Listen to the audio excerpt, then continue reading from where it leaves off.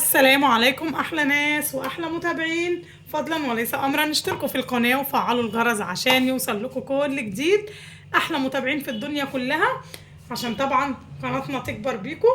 النهارده هنعمل مع بعض اكله تحفه جدا جدا. معانا 3 أرغفة من العيش، تمام كده، ومعايا عدد 2 من البيض. ممكن تزودي واحده كمان براحتك، تمام، لكن البيض غالي دلوقتي فكفايه 2. وطبعا العيش ممكن نستخدم العيش الاسمر عادي، يعني مش شرط العيش ده، تمام كده. عايزه اقول لكم ده برضو اللي هو اللي احنا بنجيبه على البطاقه، بس بدل ما بنجيب رغيفين بيدونا بدلهم رغيف، تمام. يعني انا مثلا لو ليا 20 رغيف باخد بدلهم 10، فده او ده بقى اللي يريحك، تمام كده. زي ما احنا شايفين اهو، معانا 3 أرغفة من العيش وعدد 2 من البيض. لو محتارة تعملي بقى غدا ايه، تعملي حاجة كده سهلة سريعة، الولاد جايين جعانين في ثانية، اليومين دول بقى امتحانات تالتة اعدادي، كل سنة وانتم طيبين، وطبعا بنحضر للعيد ومش فاضيين نعمل اي غدا. فالغدا ده سريع جدا جدا، مقاديره موجودة في كل بيت، كلنا عندنا العيش والبيض، ده حاجة اساسي موجودين في التلاجة، اساسي اساسي. يلا لايك من ايديكم الحلوة ويلا بينا نبدأ على طول. بسم الله. لايك وشير وتمنوا لي من قلبكم الخير. مبدئيا هنجيب بقى طبق، تمام كده، وهنكسر فيه البيض. بسم الله الرحمن الرحيم. ادي اول بيضة، وادي بيضة رقم 2. الحمد لله البيض طالع جميل جدا، مفيهوش اي حاجة. شيل القش. هنضيف بقى رشة صغيرة من الملح، ورشة توابل صغيرة، ورشة فلفل اسود، وندوبهم كويس جدا. بعد بقى ما ضفنا عليها فلفل اسود، ملح، كمون، اي حاجه موجوده عندك، بهارات، هي يكفي شويه الفلفل الاسود والملح، هتخليها جميله، تمام. هنرب بقى البيض بتاعنا ده كويس جدا كده.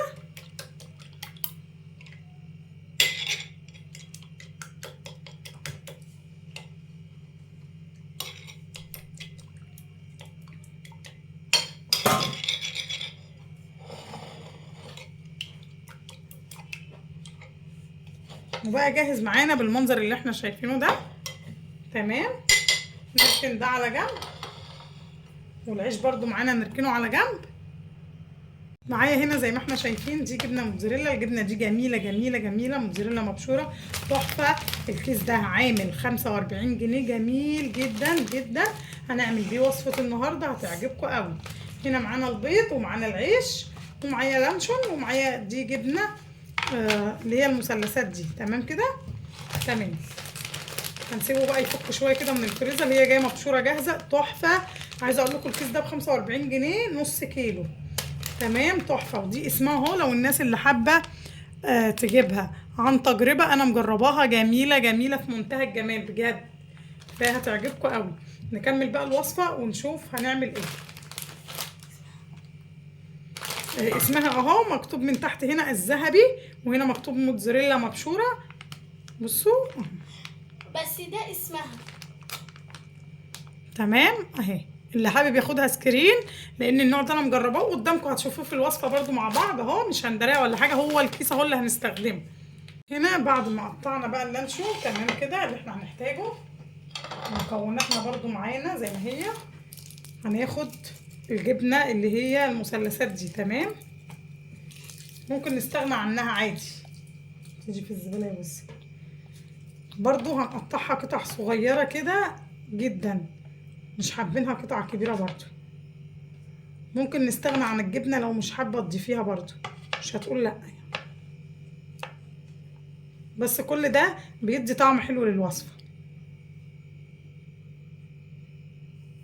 يعني بدل ما تعملي سندوتشات عاديه، هنعملها بطريقه مختلفه، بجد هتعجبك قوي قوي، وهتعجب ولادك جدا جدا، تمام كده. وهناخد الجبنه التانيه برضو اقطعها زي ما قطعت دي كده. ولايك وشير وتمنوا لي من قلبكم الخير. هنكمل بقى باقي الوصفه بعد ما خلصتها. شويه كده من الزيت صغيرين في ارضيه الطاسه بتاعتنا، تمام كده، تمام. هيتوزعوا كده جوانب وكل مكان في الطاسه، تمام كده يا امارات. بعد ما ضفنا شويه زيت، هنا البيض اللي معانا ده طبعا انا رباه كويس جدا اهو، هاخد منه حبه كده في ارضيه الطاسه برده، ناخد طبقة في أرضية الطاسة. بسم الله. بعد كده هناخد رغيف عيش ونضيفه في الأول في أرضية الطاسة كده. تمام. بعدين هنرص اللانشو بتاعنا ده كده. طبعا ممكن تزودي طماطم فلفل زي ما انت عايزه. تمام. شويه من قطع الجبنه اللي هي المثلثات،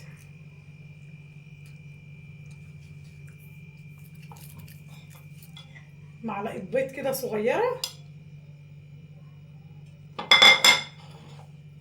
تمام يا امارات، الصوره واضحه. بعد كده هنفتح كيس الجبنه الموتزاريلا ده معانا. بسم الله.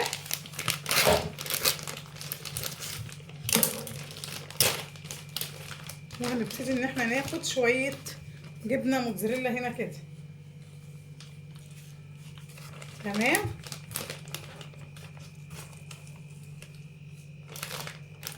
مش كتير، بصوا انا مش مكتره يعني. ورغيف العيش رقم 2 برضو هنضيفه كده اهو في النص. بسم الله. بعد كده هنعمل برضو في الرغيف ده زي ما عملنا في الرغيف الاولاني، برضو هنضيف الحشو. تمام كده. بصوا يا امارات، الحشو ده بقى على ذوقكم انتوا. نزود كده شويه موتزاريلا. الحشو بقى طبعا لانشون، ودي جبنه كده مثلثات، ودي جبنه موتزاريلا. ممكن تعملي جبنه مفرومه سوري لحمه مفرومه، هتبقى حلوه جدا. وخصوصا بقى ان العيد الكبير جاي، تبقي عامله لحمه متعصجه جاهزه وتزودي عليها الجبنه الموتزاريلا، جميله. واخر طبقه هنضيفها وهو رغيف العيش اللي فاضل معانا. نسكت على كده يا جماعه، سوري، عشان قبل ما اضيف رغيف العيش ده المفروض ان انا اضيف معلقه صغيره كده من البيض. تمام.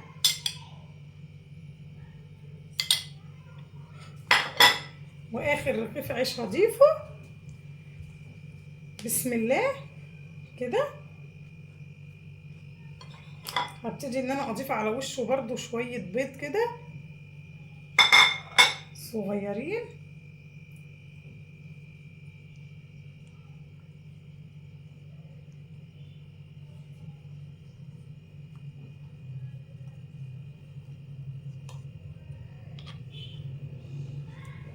واوزعهم على الوش. تمام. هنعمل ايه دلوقتي؟ هناخد المكونات بتاعتنا دي كده ونرفعها على النار. طبعا انا معايا شويه بيض تانيين مخلياهم لما نيجي نقلب الرغيف برضو. تمام.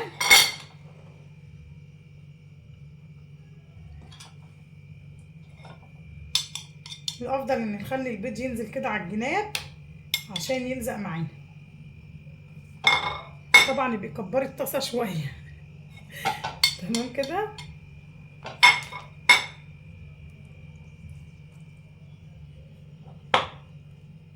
هناخد بقى ونروح على عين البوتاجاز. نروح هنا على البوتاجاز وهنولع النار.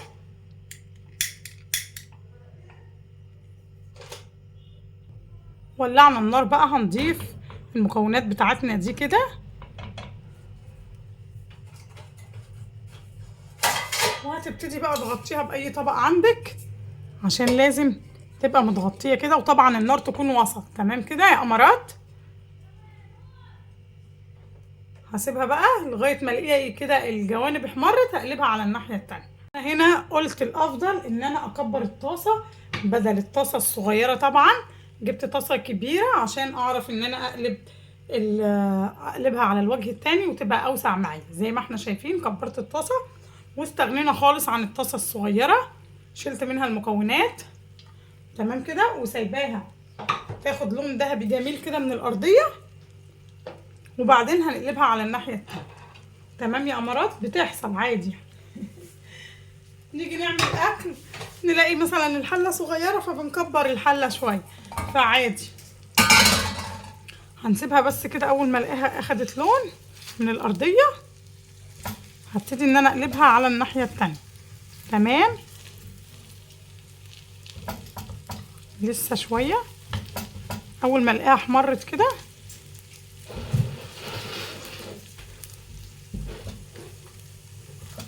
الافضل ما تضيفيش بيض في الارضيه. تمام كده.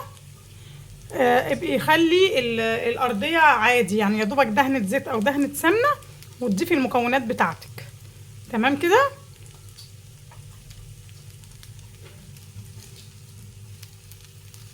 عشان تقريبا البيض لزق في الطاسه. هي لسه هتاخد لون ذهبي كده واقلبها على الناحيه التانية. اخدت لون ذهبي جميل بالمنظر ده. حسيتيها انها محتاجه سوائل قبل ما تقلبيها، اقلبيها يعني ايه، ضيفي ماده دهنيه وبعدين اقلبيها. مش محتاجه خلاص. هقلبها كده بالمنظر ده. بسم الله. سيبها تاخد لون كمان من الناحيه التانية. وهاجي هنا بقى على الوش اضيف شويه جبنه موتزاريلا كده.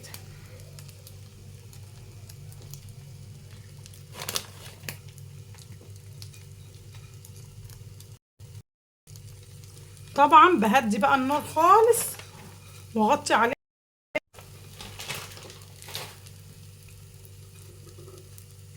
لغايه ما الاقي الجبنه ساحت كده وفكت معايا. بسم الله. نشوفها بقى ما شاء الله في الوقت ده الجبنه الله اكبر عليها ساحت، فكت اهي معانا، ومن الارضيه ما شاء الله واخده لون ذهبي جميل. تعالوا بقى نطفي عليها النار ونشوفها في طبق التقديم. تعالوا بقى نقول بسم الله بسم الله ونشوفها هنا اهو.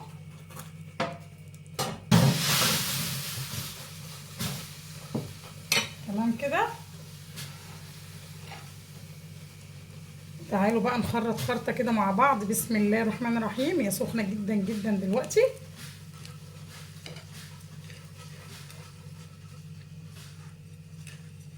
خرط كده خرطه. وهنا بعد ما قطعنا بقى خرطه تعالوا نشوفها بقى مع بعض. الله اكبر على جمالها. شايفين الصوره بتتكلم عن نفسها. شايفين الطبقات من جوه عامله ازاي، والبيض مستوي مش ني ولا حاجه ما شاء الله عليه. هي سخنه جدا فوق ما تتخيلوا. وهنا بقى تعالوا اوريكم الجبنه على الطبيعه. شايفين بقى الجبنه المطه بتاعتها عامله ازاي، سخنه فوق ما تتخيلوا يعني مش قادره. بصوا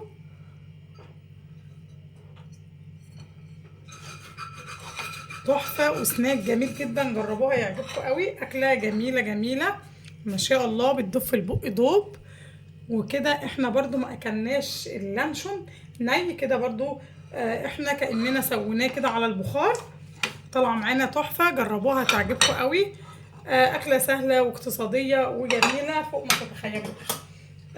عايزه اقول لكم الثلاث ارغفه دول يكفوا 3 افراد او 4 كمان. هتقطعيها بقى بالمنظر ده وهياكلوها كانهم بياكلوا بيتزا. بس اظن مفيش اسرع من كده طريقه. والحشو ده بقى تقدري تتحكمي فيه انت زي ما انت عايزه زي ما قلت لكم. لاني ممكن تضيفي بقى داخل العيد الكبير كل سنه وانتم طيبين هيبقى عندنا لحمه مفرومه. ممكن تضيفي يعني لحمه مفرومه متعصجه. اهم حاجه تكون مستويه. قطع فراخ، صدر فرخه، حاجات زي كده هتبقى تحفه ما شاء الله جميله. عايزه اقول لكم الولاد هينسفوها نسف من جمالها. شايفين الانبهار. وشايفين بقى مطه الجبنه اللي شكرت لكم فيها جميله. لانها ما شاء الله بكام؟ ب 45 جنيه بس الكيس نص كيلو. فتحفه. فما تنسوش بقى يا امارات اللايك والشير. واشوفكم في وصفه جديده وفي فيديو جديد. وما تنسوش تشتركوا في القناه وتفعلوا الجرس عشان يوصل لكم كل جديد. السلام عليكم.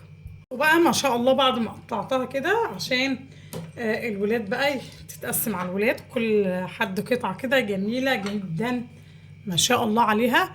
ولو الصبح بدري وحابه تفطري فطار خفيف هتبقى تحفه. فجربيها هتعجبك قوي.